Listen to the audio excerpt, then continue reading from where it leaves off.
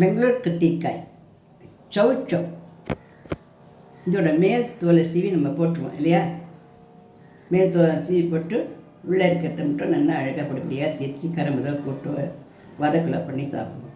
ஆனால் மேலே இருக்கிற இந்த தோலையை நல்லா அலம்பிட்டு பொடிப்படியாக திருத்தி நல்லா ஒரு கரண்டி உளுத்தம்பருப்பு, 8 வரமிளகா, ஒரு துண்டு பெருங்காயம், இதை நல்லா செவக்காக வறுத்துட்டு அது வறுப்பட்டதுக்கு அப்புறம் இந்த பொடிப்படியாக திருத்தி வச்சுருப்போம் இல்லையா, இந்த சௌச்சௌவையும் அதில் போட்டு நல்லா வதக்கிட்டு நல்லா இவ்வளோ புளி போட்டு அதுக்கேற்ற உப்பு போட்டு ஒரு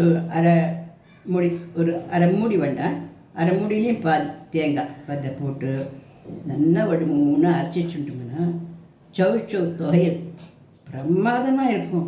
சௌச்சௌ நம்ம உடம்புக்கு அவ்வளவு நல்ல ஒரு சக்தியான ஒரு காய்கறி.